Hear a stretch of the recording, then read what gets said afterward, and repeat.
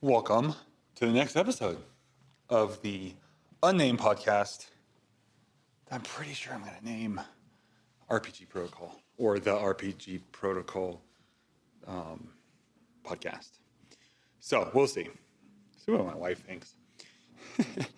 I guess it doesn't matter since I've basically converted this over to just be a personal project. So there we go. I can call it whatever I want. So let's jump into this episode. So we left off last episode talking about the different times of personality changes. There's actually only one left, which I guess I could have crammed in the last one, but I just told all those other stories. So the last time that I remember like really actively trying to, and when I say change personality, now I don't mean like I need to be more disciplined or I need to be more organized or I need to be kinder. I'm talking about like a complete, personality shift. So like in the case of, getting jumped as a kid, it was, I need to be the lone wolf. I need to be independent and not depend on anyone else, be able to take care of myself all the time and not need anyone. And then, in case of sixth grade, it was, I need to be, that goofy, outgoing. I mean, it didn't help that that's like kind of what all the movies are showing too. What was it, Never Been Kissed? I remember that scene, I think it was Never Been Kissed, where Freddie Prinze Jr. gets put on the spot and he pulls out the hacky sack and is basically doing like a monologue about the pressure of keeping it going and going. You can't drop it, and he drops it finally, and it's like, and then sometimes you drop it, eventually you drop it, right? And I was like, oh my gosh, like I would have clammed up, like I wouldn't be able to do that. And growing up in youth ministry, we'd be put in situations like that where you get pulled up in front of a bunch of people and you're supposed to, and I just clam up and not be able to do it. And I kind of developed this whole it was stupid. So no, kind of macho, whatever. It was like, oh yeah, I need to be more like that. I need to be the guy who could pull out a hacky sack and do a monologue and just impress everyone. So, high school was a little less defined in terms of that, but then I ended up like creating the persona, the Nate persona, which, basically how that kind of started is I heard about a film school like 3 counties over or 2 counties over. So I was in Merced County, then there was Madera County, and then there was Fresno County. I was in Fresno. So I don't know if that counts as 2 or 3 counties. I had a great uncle who was a firefighter in Clovis, and so I used his address. I registered for school. Well, you had to apply, so I wrote essays, I applied, and I used my uncle's address to pretend like I lived. When I say it out loud, it sounds kind of bad. And I commuted to school an hour and a half each way for a year. It's supposed to be 2 years.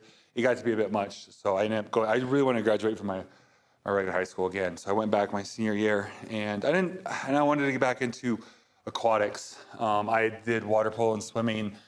And I went for the team in Fresno, Clovis, it was Buchanan High. But I was having to leave my house at like 2:30 or 3 in the morning, something like that, to get to morning workout. And that just wasn't going to work. So as it was, I was falling asleep all the time, even without that. So I wanted to go back and I wanted to do my senior year. I wanted to be on the swim team again. I didn't like water polo. Again, I liked lone sports, not like individual things, not so much team sports. There's too many tactics and teamwork in water polo. So I wanted, so I did. I went back. Had been having dreams about it. I went back to my Atwater High. I was on the swim team for my senior year, did the whole thing there, so it was good. But anyways, I came up with this whole like Nate persona because I was like, hey, I always thought it was cool. Like I thought it was cool that names had like different versions. Like my daughter's name is Liliana, and she could go by Liliana. She could go by Anna, or she could go by Lily. And so I thought that was cool. And my name never had that. There's no Jer for Jared. There's just no short version of it. So I was always sad about that. So I went by my middle name, which was Nathaniel, and everyone called me Nate. So that was cool. And technically I could go by Nathan too, though that is its own separate name. So I thought it was super cool. And then I kind of developed an entire persona around Nate. Nate was the guy who could get it done. He was the film director, the Francis Ford Coppola, who could stand up and, kind of get things done a little bit. Nate was the jerk, basically, and unfortunately. And a lot of my friends let me know that. And, well, I don't know if subtle or not, but I didn't pick up on it until years later. So, yeah, some of my friends did not particularly appreciate the Nate persona.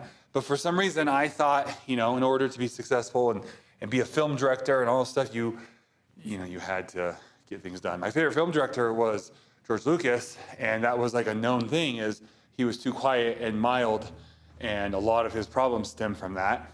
And so I was like, well, I naturally am that George Lucas, but then, you got Francis Ford Coppola, who could actually get things done.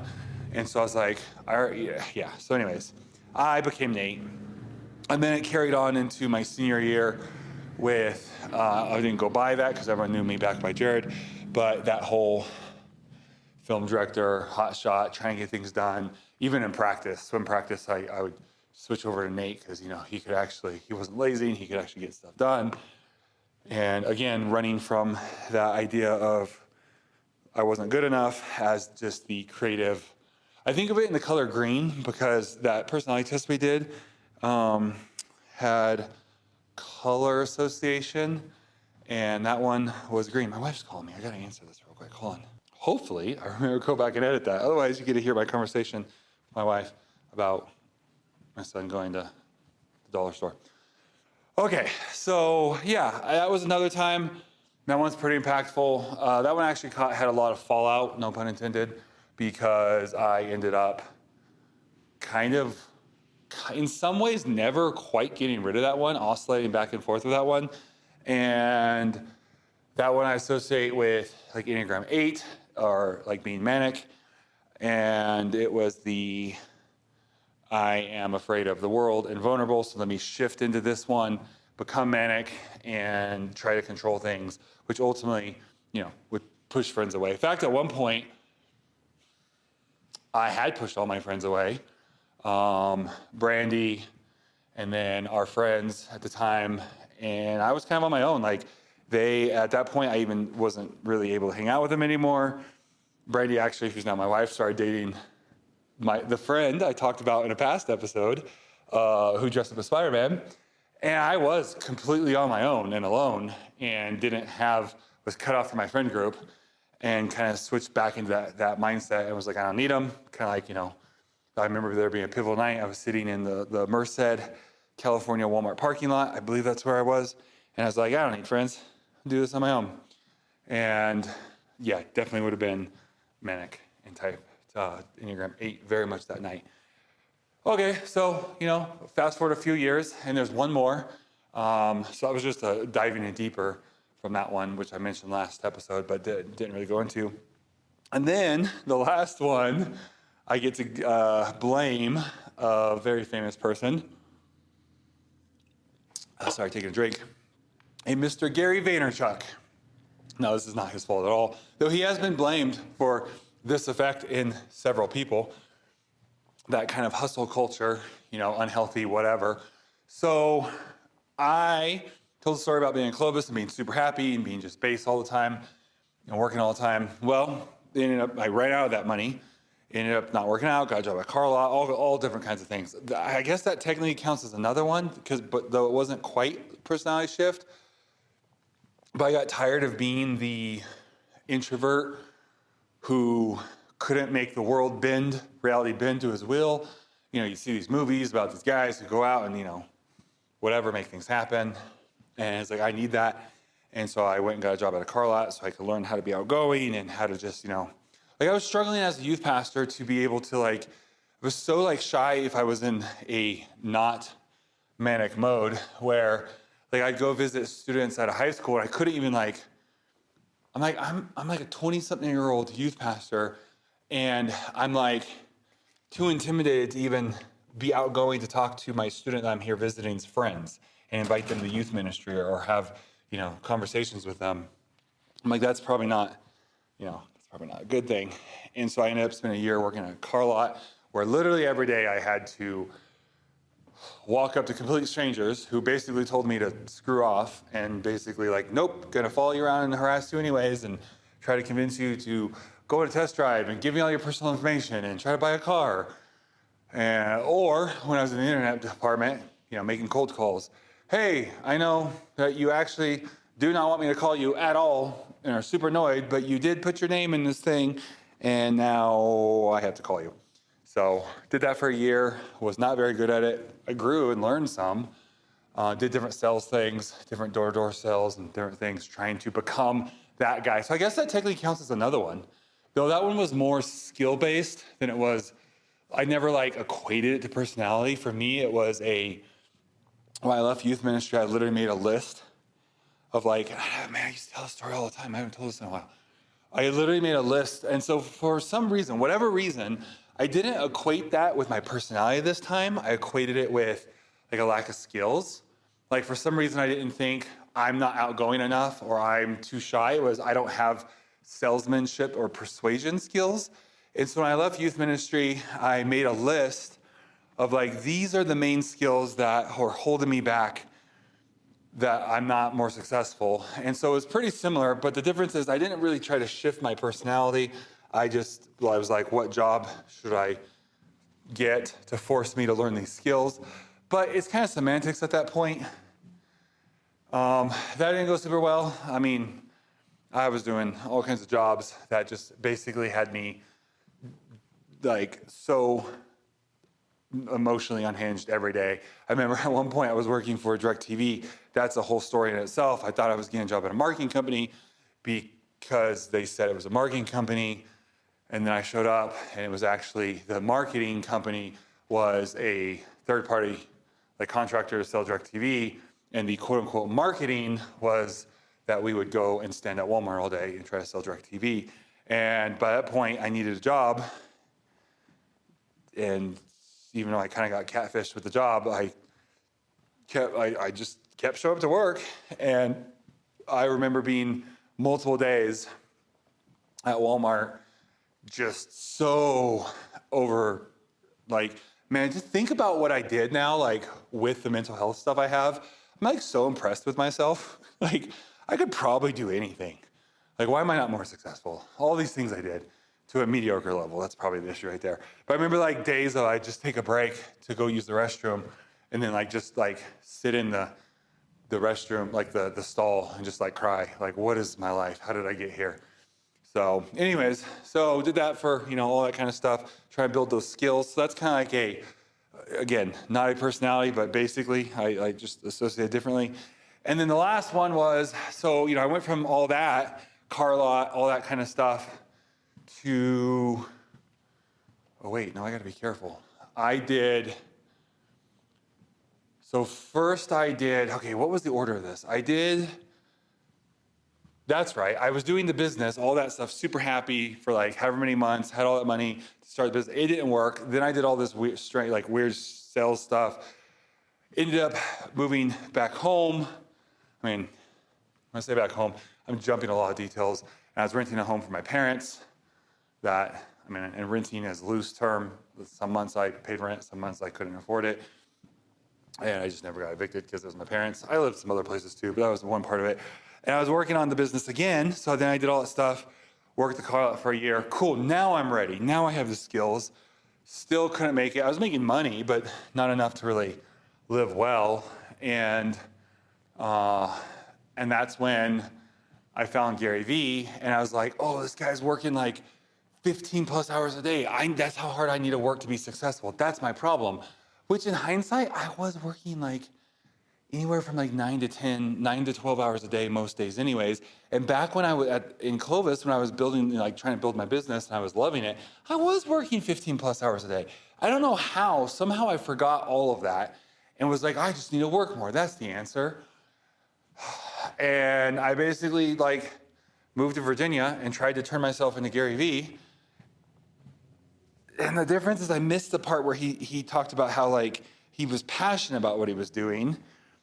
And I hated what I was doing. And so I spent 4 years in Virginia, just complete workaholic. That's where I took that picture I was telling you about, where I've got my newborn in one arm, I'm in the hospital, and I'm working on a laptop in the other one. I just identified myself as working all the time.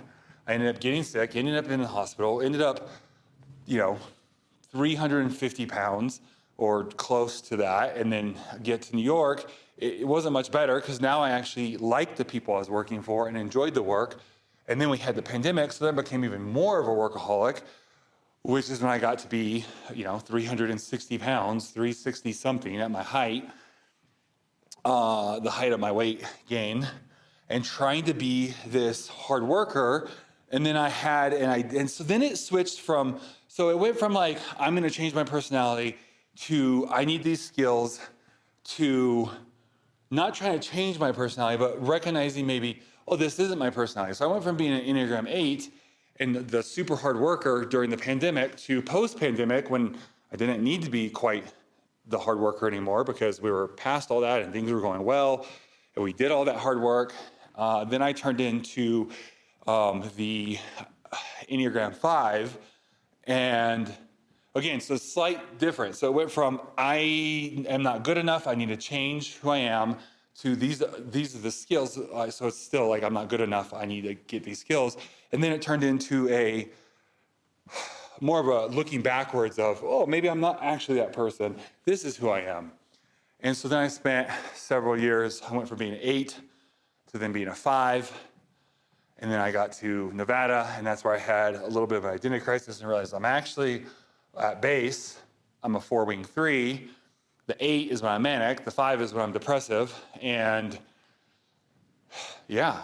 And then I did it, even realize, it took me even some time even here to actually figure out, it was about a year and a half ago that I even figured out, oh, okay, the reason my personality is jumping around is because of the bipolar. So all that to say, yeah, I think the reason I don't stay at base very often is because I'm constantly trying to be something else.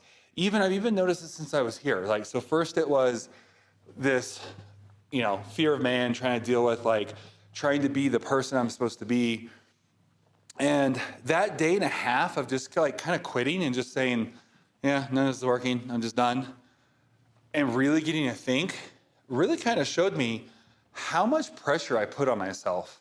Like, yes, I'm a hard worker, but I think the fact of trying to force that hard work into what I should be doing rather than what I think I should be doing, rather than what I actually want to do, was causing me to really just spin out, either depressive or manic. And so my goal in 2026, and now I talked in a past episode about how 2026 is going to be like, work my face off super hard. So I'm not trying to say I'm going to just chill out this year. But the difference is, rather than having these external things that I try to internalize of this is what I should be doing, I'm going to do these things, my goal is to really focus on who I really am, who God has created me to be, and lean into that. And yes, work my face off, but not doing something that I don't actually want to do. It's just what I think I should do to be successful, but working in my natural giftings. And so, for example, one way that's going to play out is we've tried really hard. I've tried particularly hard. I think the rest of the leadership team has kind of given up on this, and it was just me trying to, get a square peg through a round hole at one point. I've tried so hard since being here to get like some sort of midweek thing going. Small groups, connect groups, family groups. We tried it like multiple semesters with different names. I've tried just like a Wednesday midweek service. Because again, that's what you're supposed to do. And that's, Carey Nieuwhof says, that's what you do to be successful. Okay, I'm kind of joking there. I don't actually know if Carey Nieuwhof says that, but he's he's like the go-to church guru that so many people look to for trends. And so it's like, my church in New York was successful in a big church, and they were implementing small groups, and I was part of that. We read that Sticky Church book, and we're trying to do these small groups before we left. But that was based on their DNA and their stuff. That doesn't. And then then a church we were going to in Merced, they had small groups that were really successful. I was like, we got to make it work. We got to make it work. I've 3 years haven't been able to make it work. Well, I realized that part of why, just because it's worked for others, it's not necessarily what we need to do. And I am not the traditional pastor. Most pastors are very event-based. I'm not. I'm very much feeling emotional energy based. So what I mean by event based is a lot of pastors and a lot of churches, especially bigger churches, love to be very busy and have activities and all of these things, right? In fact, at one point in New York, a pastor came in and said, after like the pandemic stuff, he's like, I realized that I'm happiest when we're doing events, and we haven't been doing events for like the last year because of the COVID and pandemic and all that. And I remember thinking like, oh man, I've been so happy the last year because I'm not event based, and we haven't been doing a bunch of these events and activities. And so even here, we're not super event based. And a lot of the stuff we do is we try to piggyback and just be involved in the community rather than trying to do our own thing. And very much on that kind of rural church building the bridge model. So like, we've never done our own harvest party. We've just gone and been a part of the local, or like our own trunk or treat or harvest party. We've gone and just had people in our church do trunks in the local trunk or treats. And so kind of like that model of why do our own thing when we can join in with the community, a little bit of a different model there. And, it's worked pretty well, but we've struggled with like men and women's ministries. And I realized like, well, yeah, because part of why I can't get people to come to these things is I don't even want to go to this stuff. And the first one we did, like, I dreaded them. And then we recently had, Wednesday night midweek service, and I dreaded it. I'm like, well, it's going to be hard to get people excited to come to this thing if I don't even want to go to it. I'm doing this because it's what I think others would say should be done. And so I've really been thinking, like, what would I actually want to do? I go back to an idea I had years ago, like niche church. You niche down. And I'm like, well, our men's ministry has really struggled, but it's because we're trying to do a traditional men's ministry. Like, if I go back to not trying to have the traditional, like, rah-rah, like, this is what men's ministry looks like, if I was just going to try to connect, like, with men, what would that look like? And I realized, honestly, I just want to hang out with some cool guys. And I'd want to have them over, and I want to watch, like I had a couple guys over to watch the premiere of season 3 of Reacher, and it was a lot of fun. And I was like, I just do that again, but invite more guys. And I want to have game nights. We do the game nights with the youth ministry. We're playing D&D, a campaign, and I'm like, I kind of want to just do that with some cool guys instead of, it being our youth thing. And it's like, okay, well, why don't I? Well, because that's not what you're supposed to do. That's not true. Most church people, most Christians wouldn't even think that you're allowed to play D&D, much less as this. And then they'll say this, and then we're supposed to be doing this. And so I'm to the point where I'm like, yeah, I don't care. I think I've had enough moments. And here's the thing. Here's the punchline, guys. Even when you do everything that everyone says you should do, they're still not going to be happy. Well, I spent 3 years basically doing everything that the few foundational members of the church said we should be doing and how we should be doing things.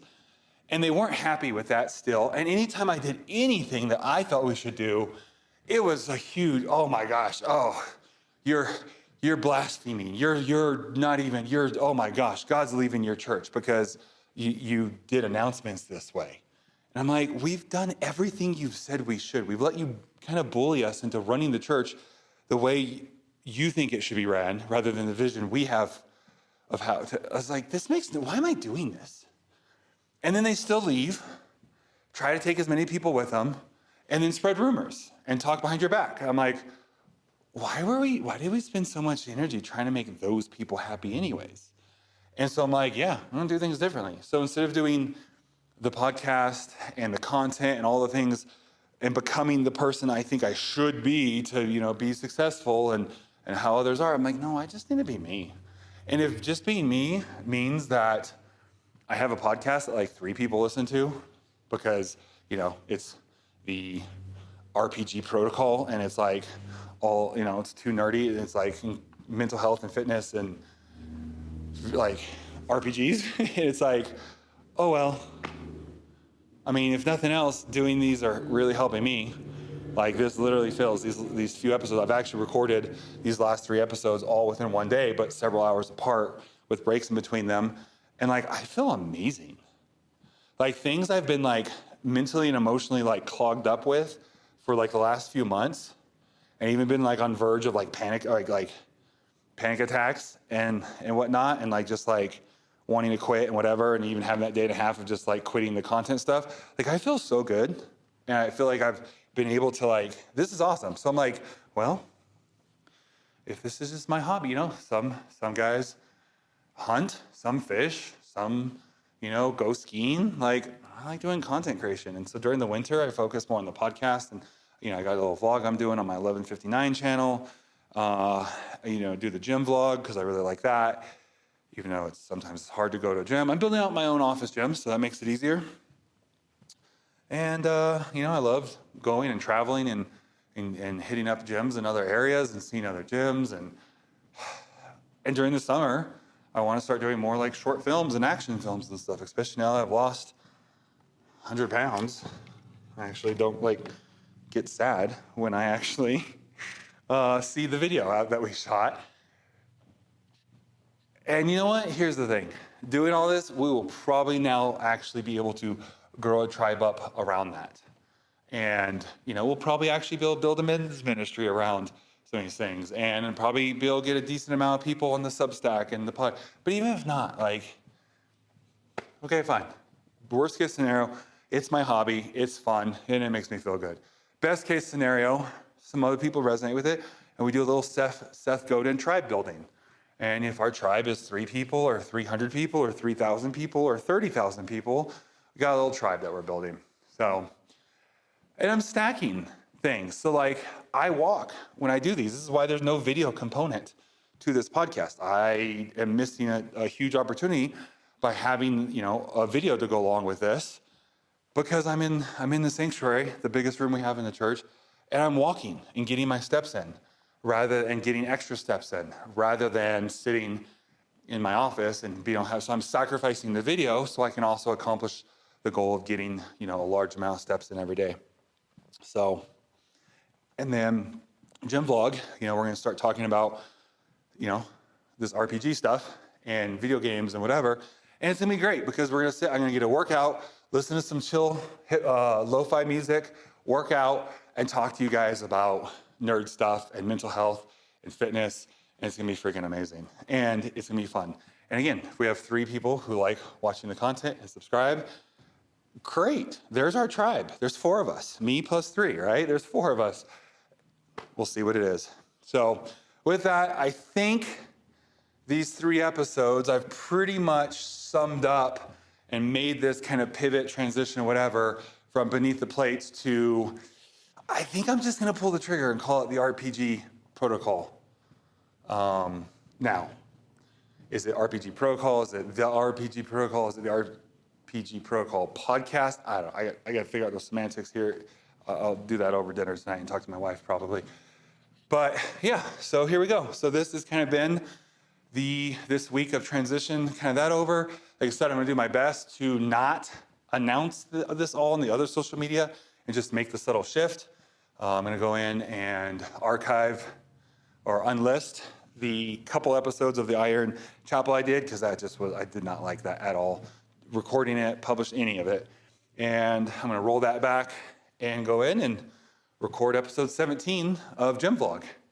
And our topic that we talk about, I've been wanting, like, what's the theme to talk about? I'm talking about cool nerd stuff and mental health stuff. And so there'll be actually a lot of overlap between Gym Vlog and the RPG protocol. I'm gonna have to get used to saying that, because, yeah, I'm just gonna have a lot of overlap. So like, for example, I think the next episode I'm gonna talk about is, yesterday was my son's birthday. I'm gonna watch Spider-Man, was it Long Way Home, Far From Home, No Way Home?